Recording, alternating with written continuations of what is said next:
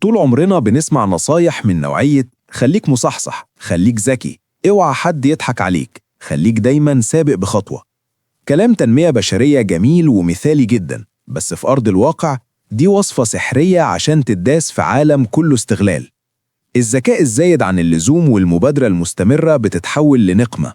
لما بتبان ذكي ومفتح طول الوقت، انت بتدي انذار لكل اللي حواليك انهم ياخدوا حذرهم منك، وفي نفس الوقت بتفتح على نفسك باب استغلال ملوش نهاية.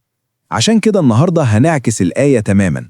هنتكلم عن سلاح من أقوى وأخبث أسلحة علم النفس المظلم، سلاح الغباء الاستراتيجي.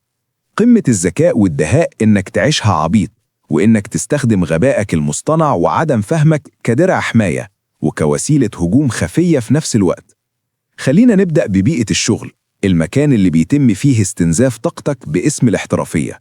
في أي بيئة عمل توكسيك، عقاب الموظف الشاطر هو إنه ياخد شغل أكتر. مديرك لما بيلاقيك بتخلص الشغل في ساعتين بدل 10، مش هيديك مكافأة ولا هيقولك روح بدري ترتاح. هو ببساطة هيديك شغل زمايلك اللي مكسلين يشتغلوه، لأنك بالنسبة له أداة بتنجز وما بتشتكيش. انت هنا ضحية لذكائك وكفاءتك. طول ما انت بتبين انك الشخص الخارق اللي بيحل كل الأزمات وبيفهم في كل حاجة، الناس هتتعود تعتمد عليك وترمي بلاويها ومسؤولياتها فوق دماغك. هنا بيجي دور التكتيك المرعب اللي بنسميه weaponized incompetence، أو عدم الكفاءة الموجه كسلاح.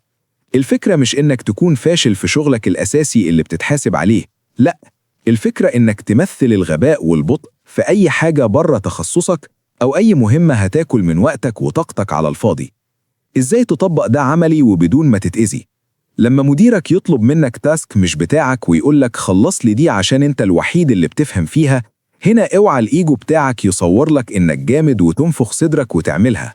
هنا تبرأ عينيك وتبين ملامح الصدمة وتقول بمنتهى البراءة والله أنا حاولت أفهم البرنامج ده قبل كده بس دماغي قفلت منه تماما، خايف أعملهولك أبهدل الدنيا وتزعل مني، خلي حد تاني أشطر مني يعمله. انت هنا بتضرب عصفورين بحجر، بتبين نية المساعدة والولاء، بس في نفس الوقت بتقفل الباب قدام الاستغلال. خليهم يشوفوك شخص طيب ومجتهد، بس قدراته محدودة في الحتة دي تحديدا. مرة في مرة هيشيلوك من قائمة الاستغلال بتاعتهم، وهيروحوا يدوروا على ضحية تانية بتعشق تثبت ذكائها وبتدور على التقدير المزيف. ندخل بقى على الليفل الوحش، التعامل مع الكذابين والشخصيات الاستغلالية والمؤذية في الدوائر القريبة والعلاقات. المتلاعب أو النرجسي بيتغذى دايما على إحساسه بالسيطرة وإنه أذكى منك بكتير. لما بتبين له إنك فاهم ألعيبه من البداية وتواجهه بذكائك، هو بياخد خطوة لورا وبيغير خطته، وبيكون حذر جدا ومرتب أوراقه معاك. لكن الاستراتيجية الصح والأكثر فتكا هي إنك تلعب دور الفريسة السهلة الساذجة. سيبه يحس إنه مسيطر تماما، سيبه يحس إن ذكائه معدي السحاب وإنت مجرد شخص بسيط على نياتك وما بتفهمش اللف والدوران. الشخص الكذاب لما بيطمن لك ويحس إنك مش بتمثل تهديد، بيفقد حذره تماما وبيبدأ يغلط في الكلام، بيسيب ثغرات واضحة جدا في القصص الوهمية اللي بيألفها عشان يخدعك. استخدم التكتيك ده ببرود.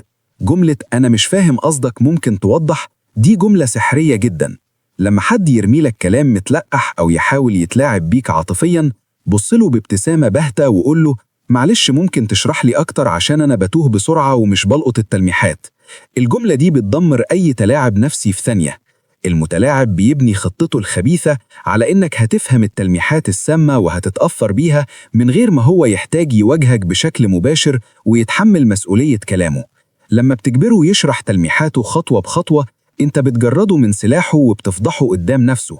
ادعاء الغباء هنا مش ضعف إطلاقا، ده تكتيك استجواب احترافي بيخلي اللي قدامك يعترف بكل حاجة وهو فاكر إنه بيشرح لواحد غلبان ومسكين. في عالم قوانين القوة وعلم النفس المظلم، المعلومة هي السلاح الأقوى، واللي بيعيشها عبيط بيجمع معلومات أكتر 100 مرة من الشخص اللي عامل فيها بيفهم في كل حاجة وبيحب يتصدر المجالس.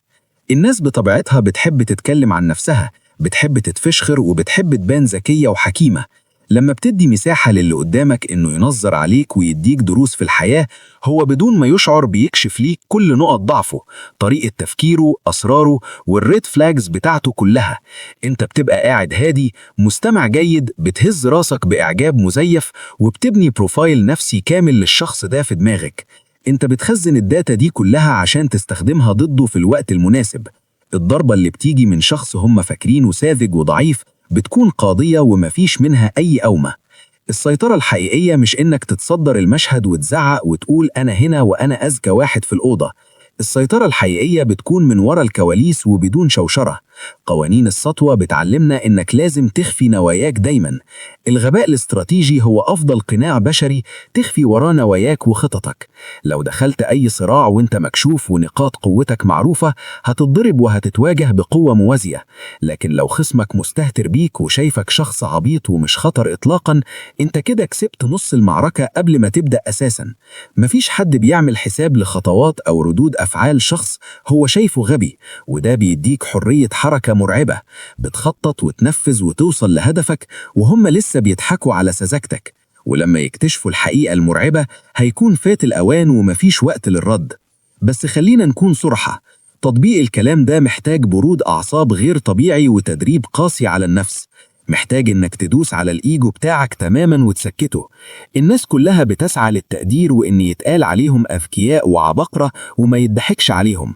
أنت كشخص استراتيجي لازم تتخلى عن الاحتياج الطفولي ده فورا. قيمتك مش بتستمدها من نظرة الناس لذكائك أو إعجابهم بقدراتك. قيمتك الحقيقية بتستمدها من سيطرتك الفعلية على حياتك وقدرتك على حماية طاقتك ووقتك من مصاصين الطاقة.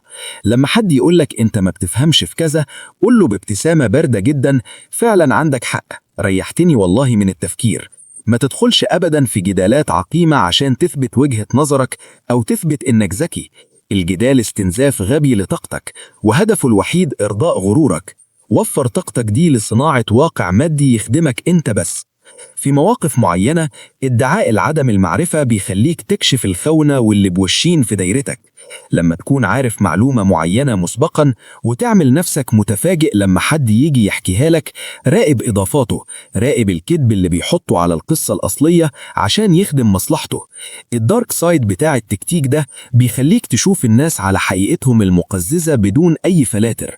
هتشوف استغلالهم، استهتارهم بيك، ومحاولاتهم المستمرة للتلاعب بيك لمجرد إنهم اعتقدوا إنك فريسة سهلة. المعرفة دي رغم إنها مؤلمة أحيانا لكنها بتحررك، بتخليك تنظف دايرتك بدم بارد وتقطع علاقتك بأي شخص توكسيك بدون أي ندم، لأنك شفته وهو بيمارس خبثه وهو مطمن إنك مش واخد بالك. في النهاية الذكاء المفرط اللي بتتباهى بيه عمال على بطال ممكن يكون هو أكبر نقطة ضعف بتنضرب منها. العالم مليان ديابة وشخصيات مؤذية، ولو عملت فيها أسد طول الوقت هتتعب وهتدخل في صراعات ملهاش نهاية. بس لو عملت فيها شجرة، الديب هيمشي من جنبك ومش هيعبرك، وهتوفر مجهودك للصيد الحقيقي. اختار معاركك بذكاء، واختار امتى تبان عبقري ومسيطر وامتى تعيشها عبيط وتتفرج من بعيد. لو دماغك جابتك لحد هنا وفهمت اللعبة بتتلعب ازاي واستوعبت أسرار علم النفس المظلم والتعامل مع الشخصيات المؤذية، فأنت مكانك معانا في صفوة أبيض وإسود. اعمل اشتراك في القناة دلوقتي وسيب لايك قوي عشان الخوارزميات تعرف إنك مش مجرد مشاهد عادي وتصنفك مع النخبة. انزل في الكومنتات واكتب لي موقف حقيقي استخدمت فيه الغباء الاستراتيجي عشان تخرج من ورطة في الشغل أو تكشف حد استغلالي. سلام يا أبطال المستقبل.